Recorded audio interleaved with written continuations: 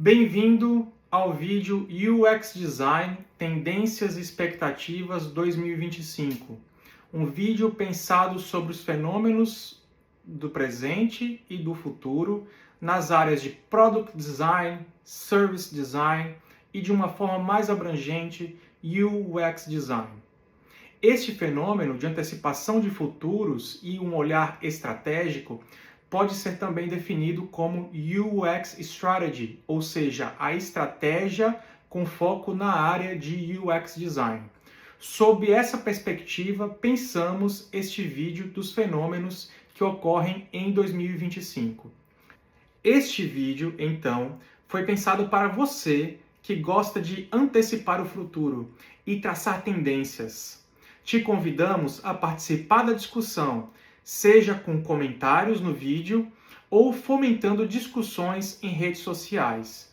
É muito importante que nós, como coparticipantes do mercado de design, fomentemos discussões construtivas para o surgimento de produtos que trazem impacto positivo na vida de pessoas. Esta é a nossa visão inicial, a nossa proposta, e agradecemos a sua participação neste vídeo.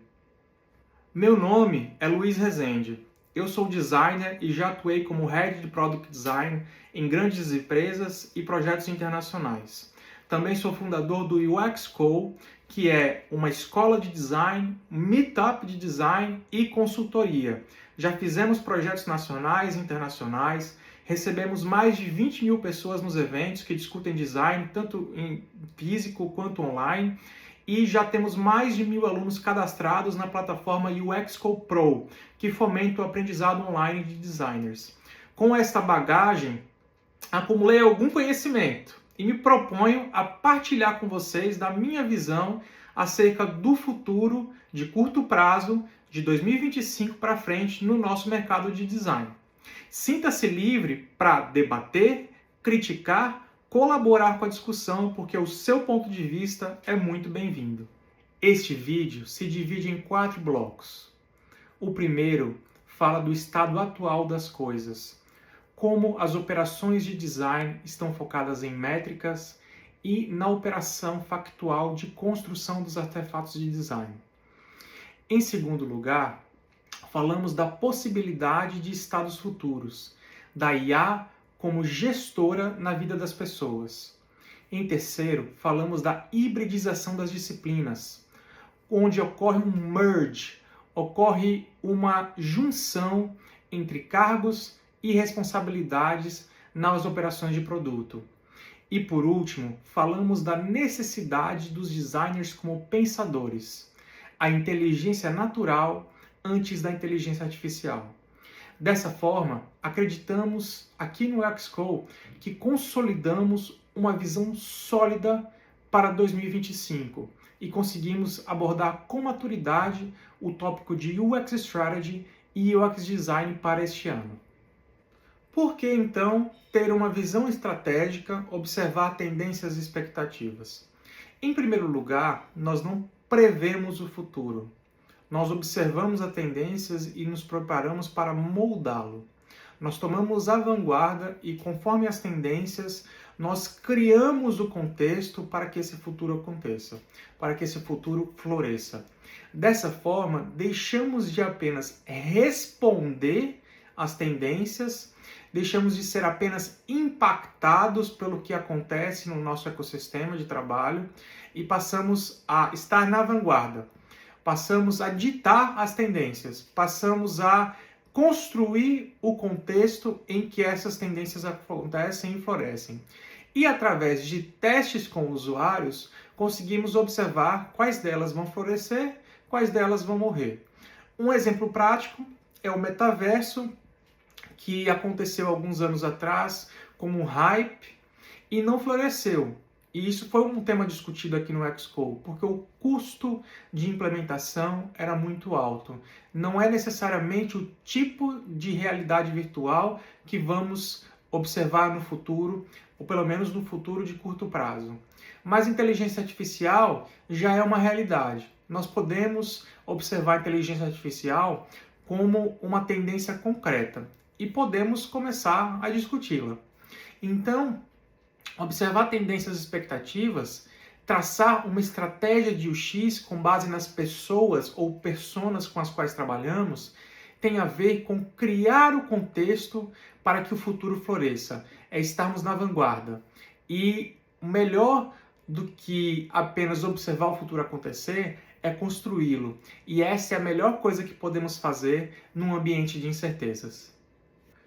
UX Strategy surge nesse contexto. Estratégia aplicada ao X, em que nós antecipamos as necessidades dos usuários com que trabalhamos. Nós inovamos com propósito. E a partir desse propósito, a partir de uma visão consolidada, nós podemos basear as nossas métricas. Nós tendemos a obter um diferencial, uma vantagem competitiva. Desta forma, nós temos no que basear os nossos quarters. Os nossos quarters, eles deixam de ser uma mera dependência de produto. Deixamos de pagar o almoço para comprar a janta.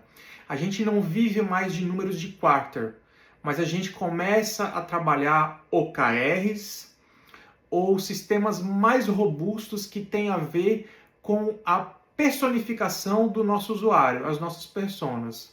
Antecipando essas necessidades, nós então trabalhamos na vanguarda com as tendências, com essas expectativas futuras e trabalhamos junto das áreas de produto e tecnologia de uma forma que o design dite as regras, de uma forma que o design advogue em favor dos usuários, de uma forma que o design seja proativo na formação desse ecossistema de visão de serviço que a gente quer construir. Então, o UX Strategy traz isso, uma visão de negócio, uma visão de ecossistema, uma visão de serviço, né, que consolida todos os produtos que vamos trabalhar frente às necessidades dos usuários. Então, nós advogamos em favor dos usuários, antecipamos as suas expectativas, trabalhamos junto da área de tecnologia, da área de produto, advogamos as causas dos usuários e tomamos a frente nessas necessidades, para que as nossas métricas de quarter não sejam meras métricas, elas tenham um fundamento de acordo com uma visão consolidada. A partir de uma visão qualitativa, nós sabemos no que vamos nos basear, nós sabemos se estamos bem ou mal. Nossas métricas deixam de ser meros números. Estes números, eles ganham uma causa, um pano de fundo, e nós sabemos o quanto estamos bons, o quanto estamos ruins, o quanto precisamos melhorar e o quanto precisamos ser radicais nas nossas propostas, o quanto precisamos adentrar no universo do usuário para gerar novas ideias, sejam elas moderadas, sejam elas radicais, o quanto precisamos irromper com as soluções atuais para ter um diferencial competitivo. E isso é crucial para líderes. Isso é crucial para as pessoas que querem estar na vanguarda. Isso é crucial para as pessoas que querem fazer real diferença na vida dos usuários. E o UX Strategy é trabalhar com estratégia aplicada ao X.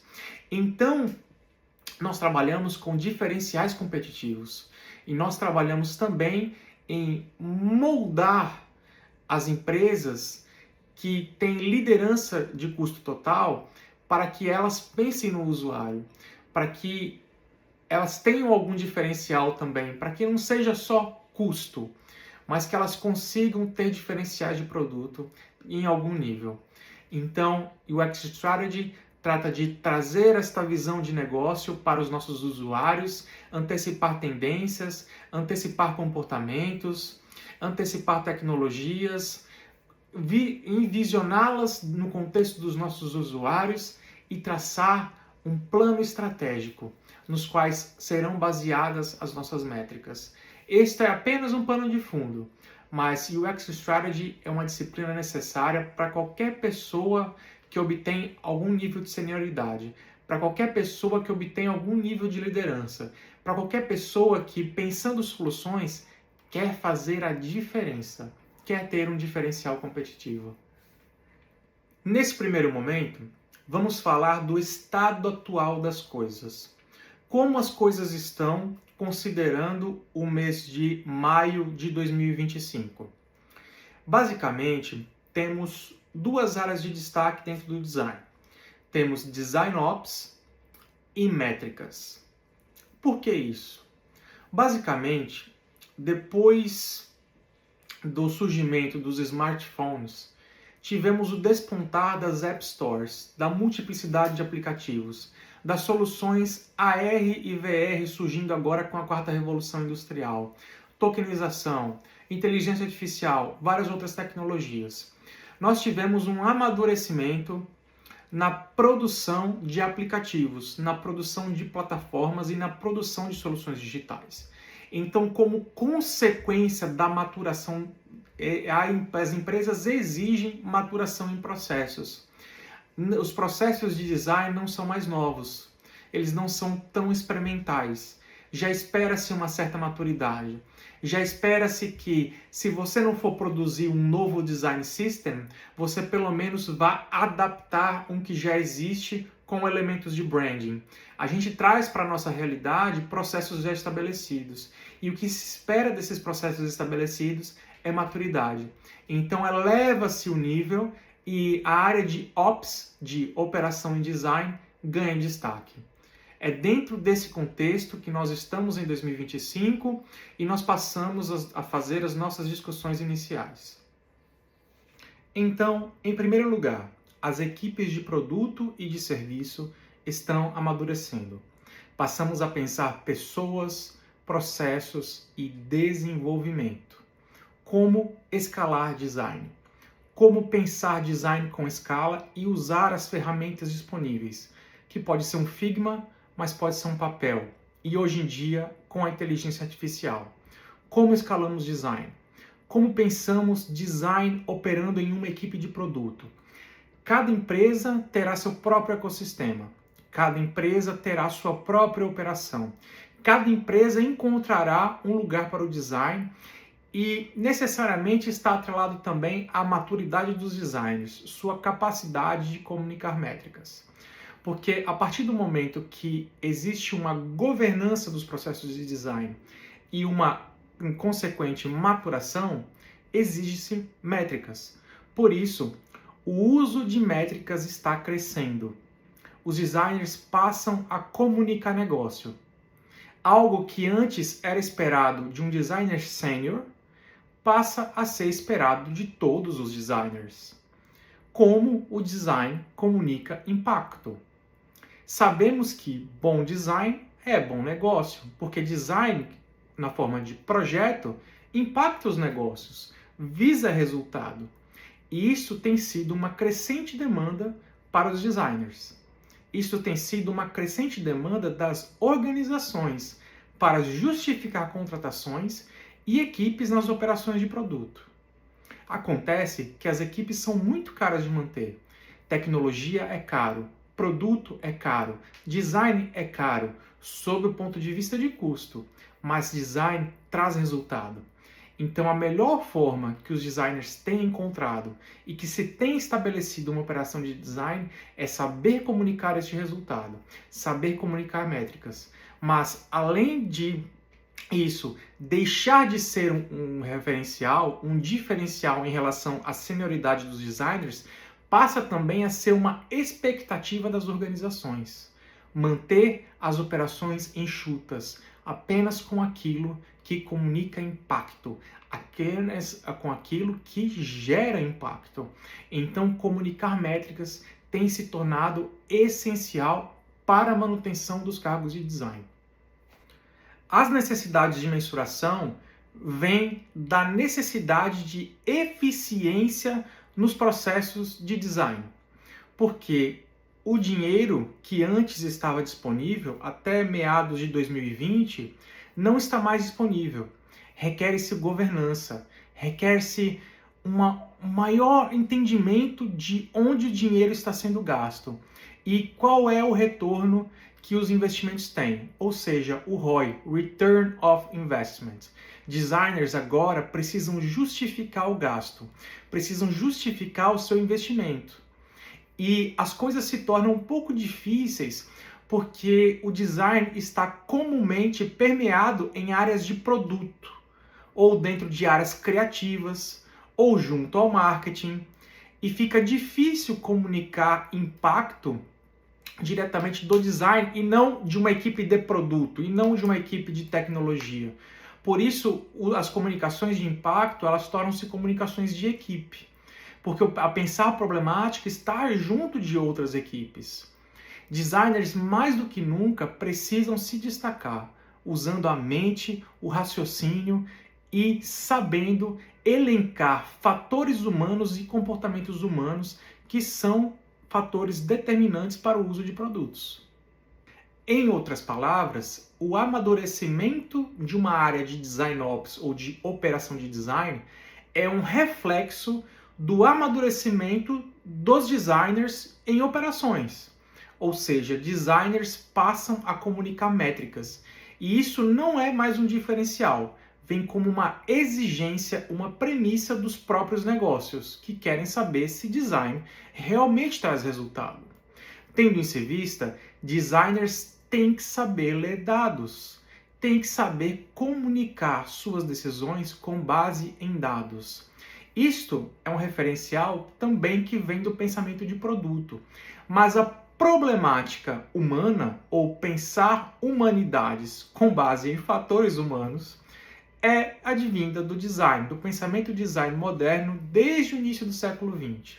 Ou seja, mais do que nunca, designers precisam saber comunicar fatores humanos.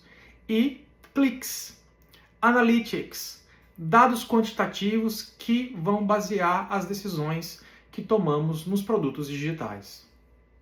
Começamos a falar então sobre a IA como gestora da nossa vida, como concierge da nossa vida, em que temos artefatos que são inteligentes porque se conectam a modelos estatísticos que, através de predição ou através dos seus algoritmos, nos trazem recomendações, nos trazem interferências positivas na nossa vida.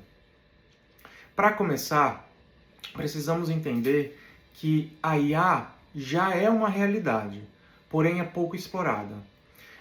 A OpenAI já tem mais de 800 milhões de usuários. É muita gente. E tem muita gente utilizando o ChatGPT para muitas tarefas cotidianas. Porém, a IA, como entendemos hoje, ainda é pouco explorada nos processos de produção de produtos, nos processos de produção de protótipos.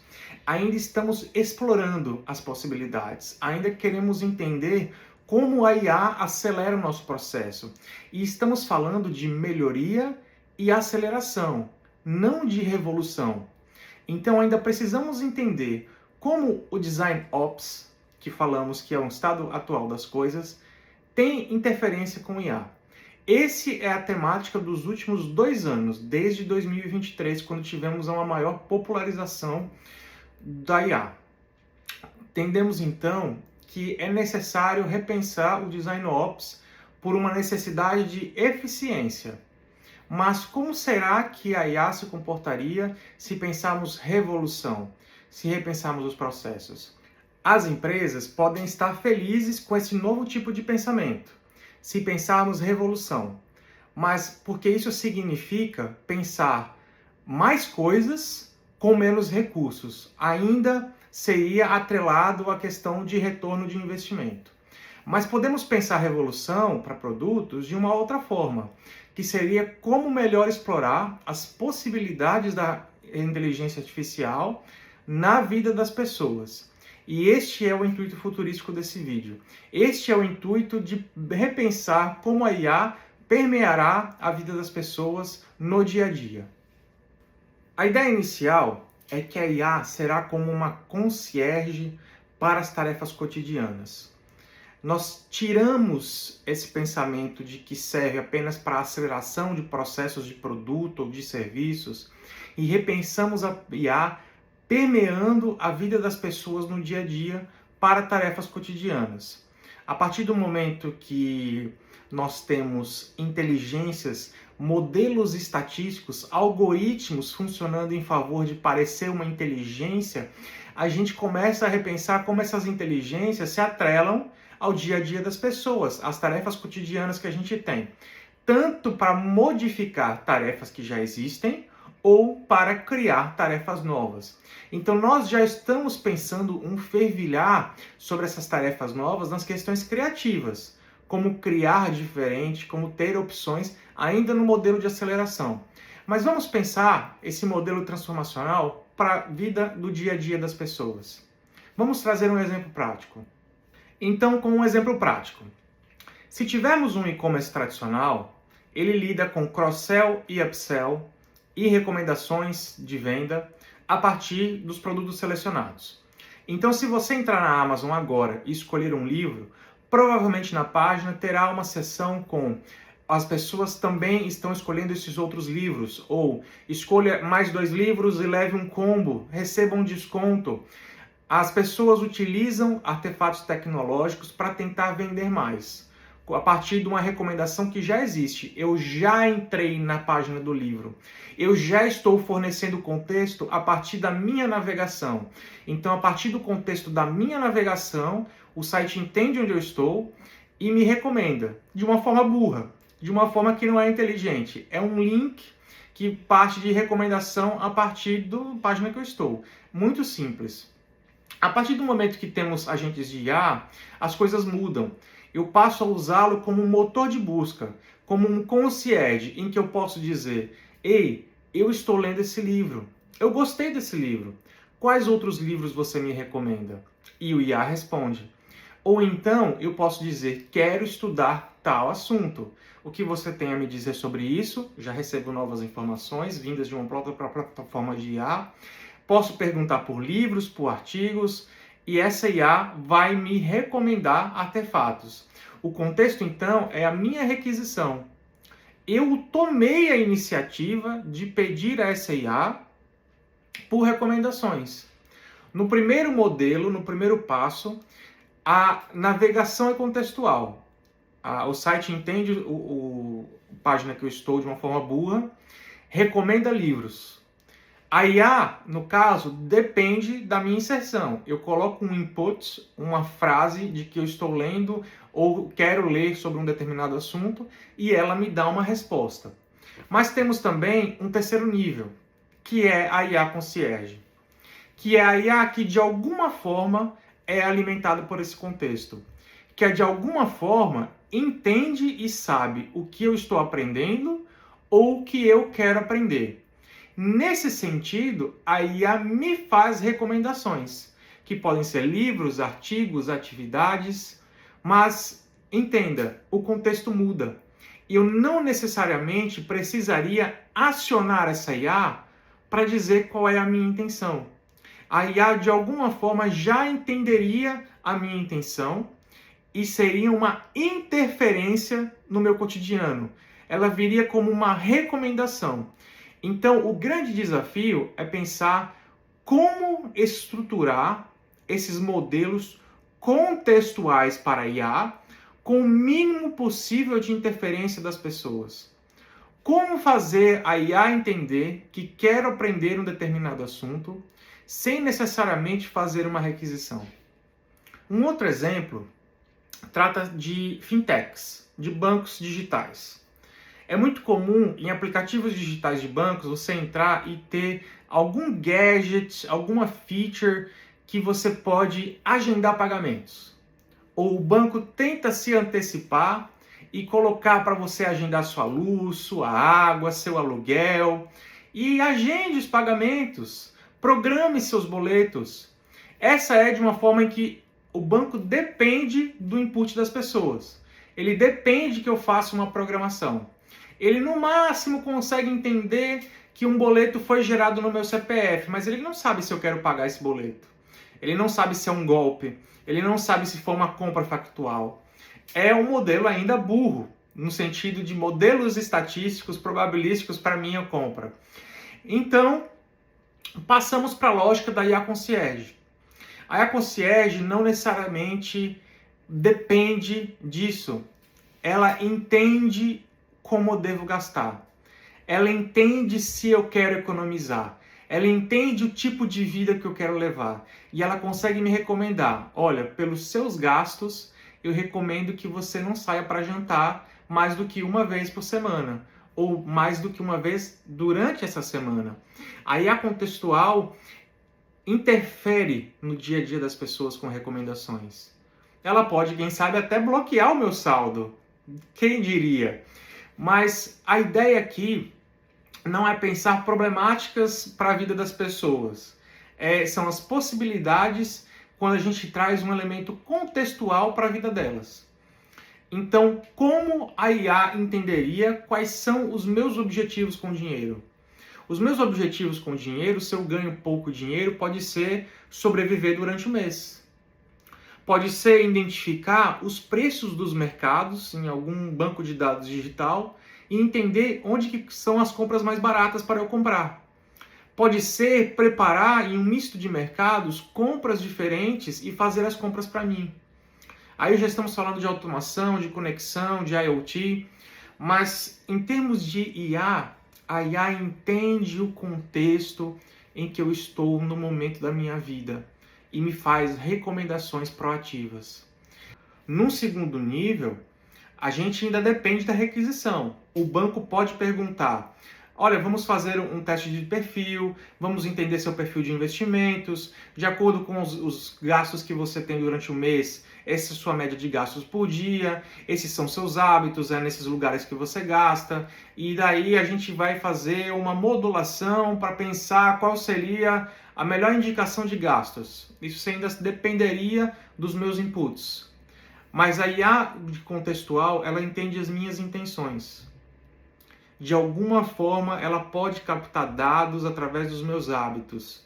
Se eu estou deixando de comer fora para comer mais em casa, se eu estou deixando de pedir iFood para comprar elementos no mercado, os meus hábitos passam a ser mapeados e ela me faz recomendações em cima dos meus hábitos.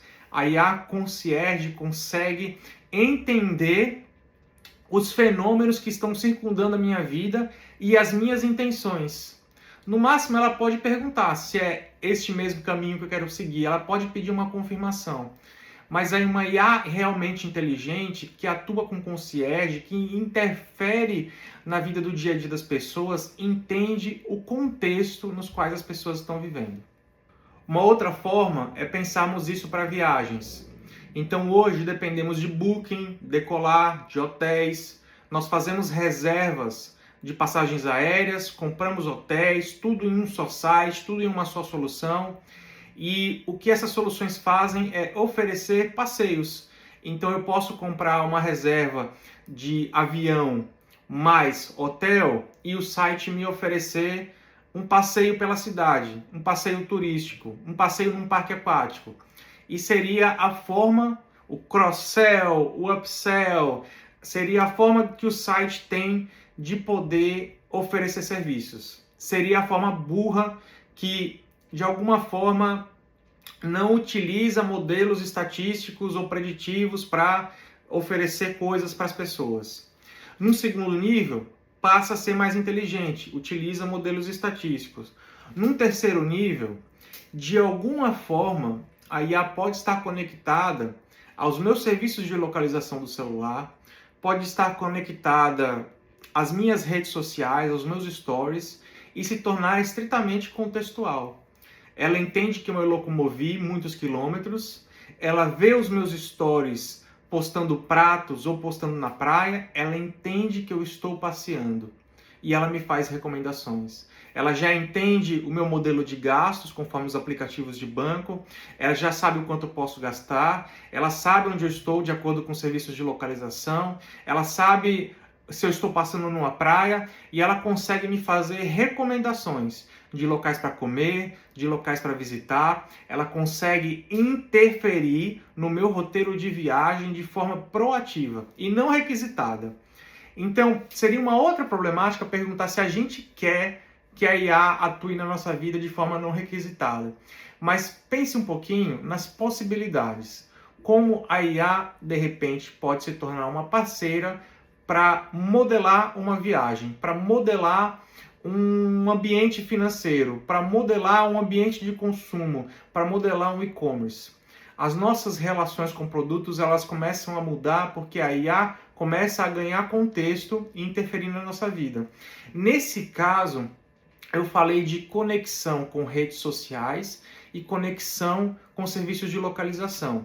Então, uma das premissas para que essas abordagens contextuais aconteçam é conseguir suprir a IA de informações acerca de onde estamos, o que estamos fazendo, quais são as nossas necessidades. E a verdadeira inteligência natural das pessoas está em pensar projetos, né, que interfiram na vida das pessoas de forma positiva, fornecendo a esses modelos estatísticos o contexto, o modelo contextual de localização, de interferência e como essas interferências positivas devem se traduzir na vida das pessoas.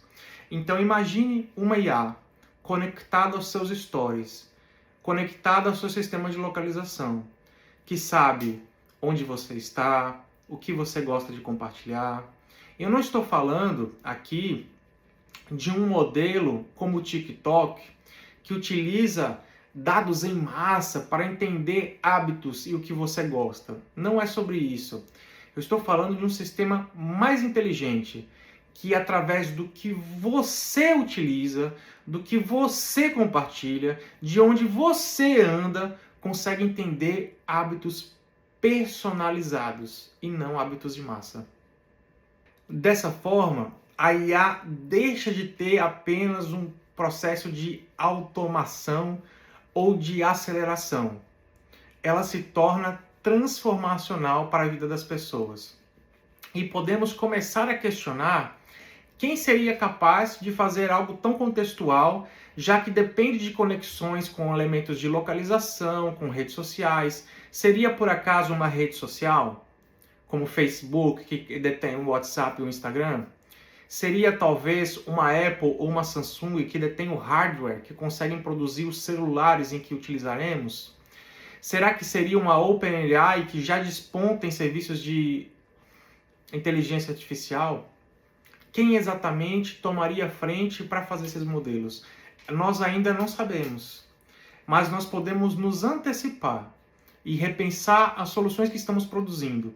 Mais do que pensar como a IA transforma o meu processo, é como o meu processo pode utilizar a IA no dia a dia das pessoas.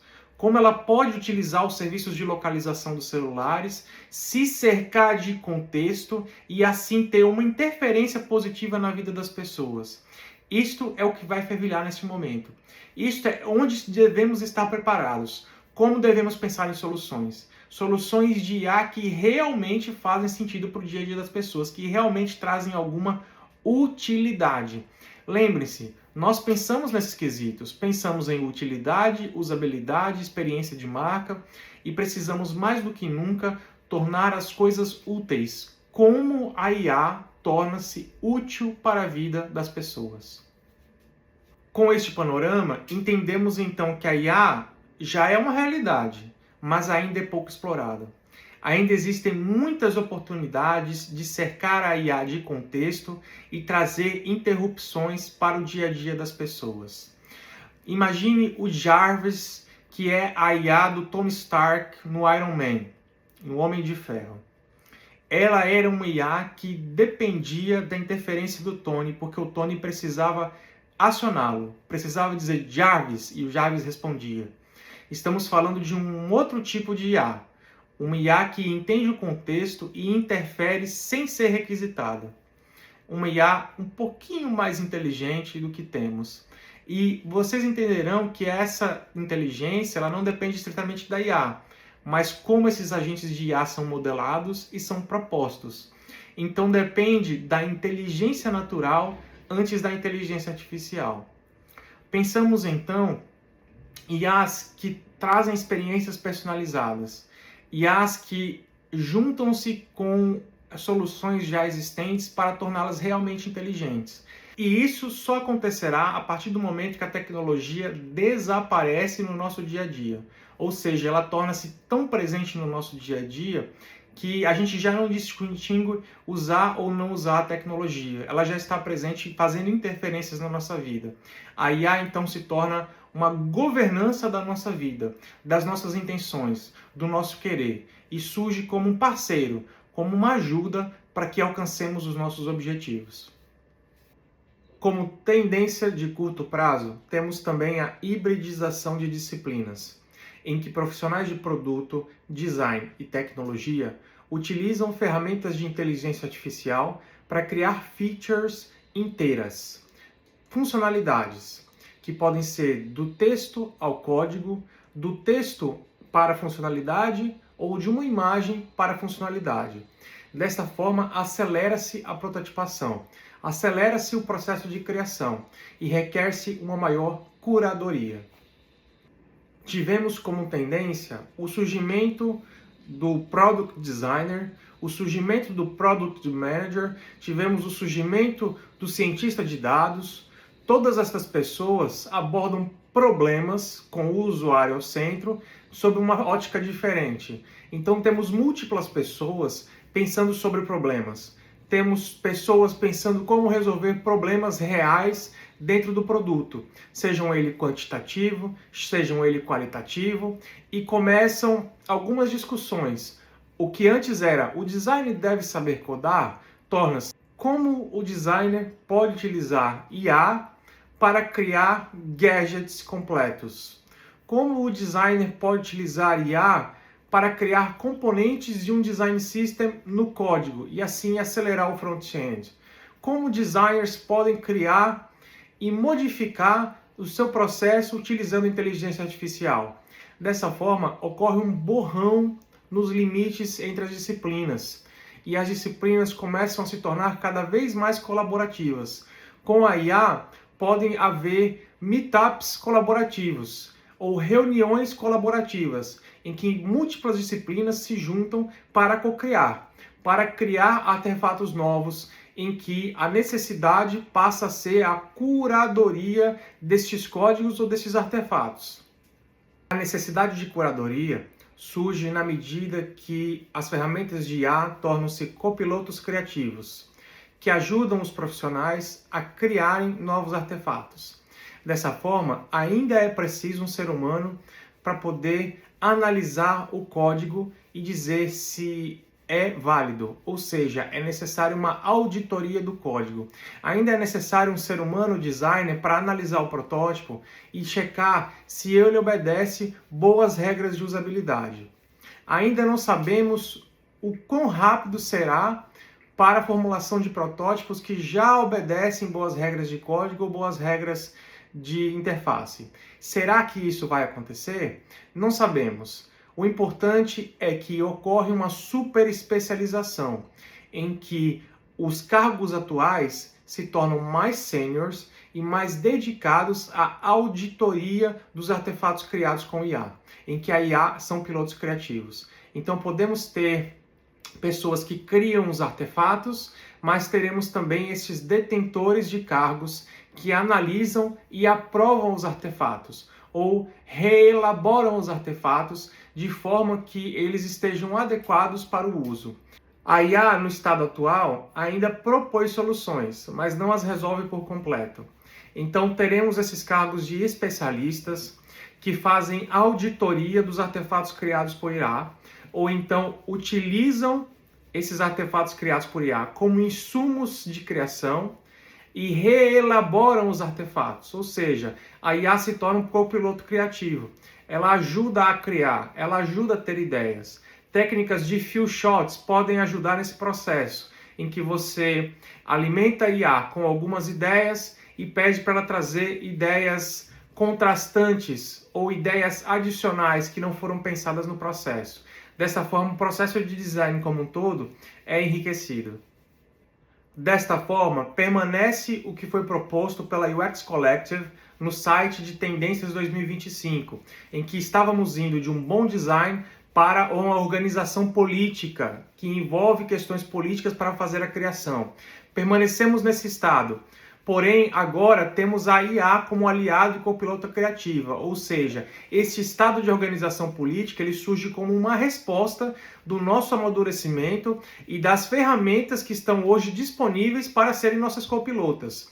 Requer-se, então, uma adaptação e hiperespecialização para que saibamos utilizar curadoria, auditoria e saibamos utilizar esses protótipos criados por IA como peças de aceleração, como peças solventes do processo.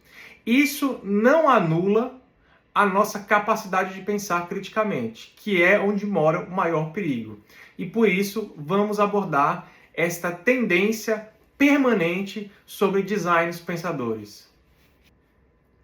Em um mundo em que as peças de IA são automatizadas, em que qualquer pessoa pode utilizar um prompt para criar uma solução ou uma feature completa, as soluções tornam-se commodities.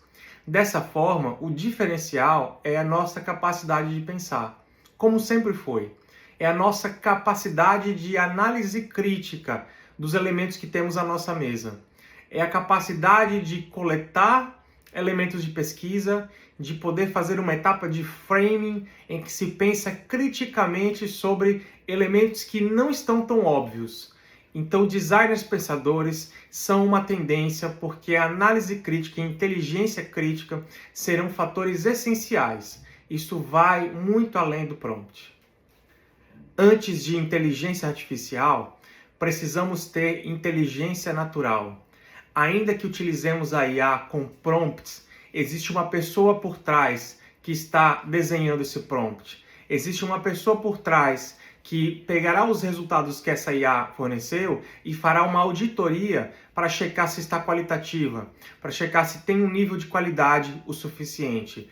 E é muito necessário que pensemos criticamente, porque se simplesmente pegarmos de forma pronta o que a IA nos fornece, nós teremos apenas as commodities que a IA oferece para todo mundo. Nós seremos apenas iguais aos outros. E isso elimina a capacidade de diferencial competitivo das empresas. Então, o grande questionamento é utilizarmos a nossa inteligência como uma ferramenta para a geração de diferenciais competitivos. O diferencial de um designer ainda é a capacidade de pensar criticamente, de formular boas perguntas, de pensar de forma diferente em diferentes contextos.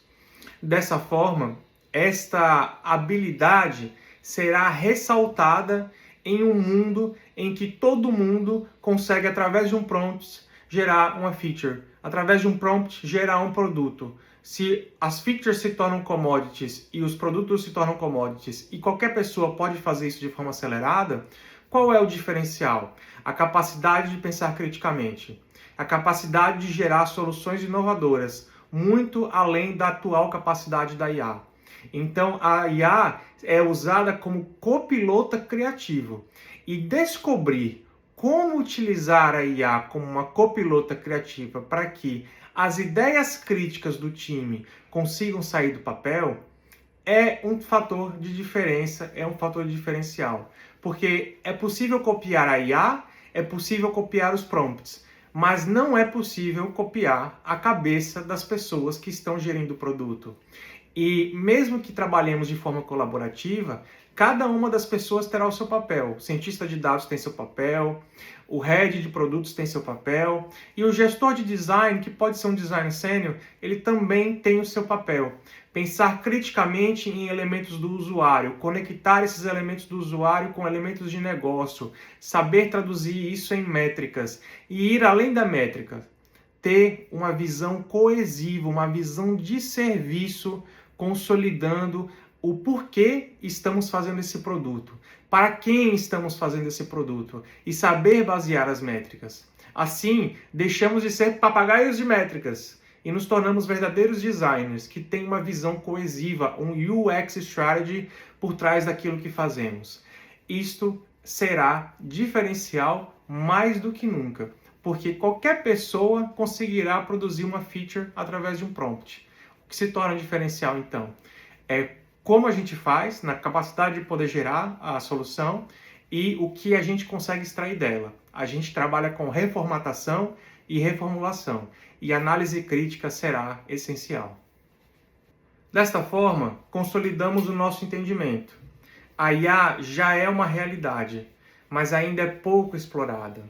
Precisamos, então, nos munir das ferramentas que temos, a nossa capacidade de pensar criticamente, a nossa capacidade de poder reformular, reformatar e auditar aquilo que sai da IA. Isso não será automatizado. Isso ainda é um diferencial humano. E é isso que diferenciará os candidatos uns dos outros. É isso que destacará você num ambiente de incerteza. Pensar criticamente. Então, como dica de portfólio e de currículo, como é que nós podemos destacar o nosso processo de pensamento e a nossa análise crítica nos nossos portfólios? Como que podemos destacar a nível de portfólio e a nível de currículo que nós conseguimos pensar criticamente além do que a IA fornece? Porque é muito simplista dizer eu gerei esse artefato com a IA. Qualquer pessoa pode fazer isso.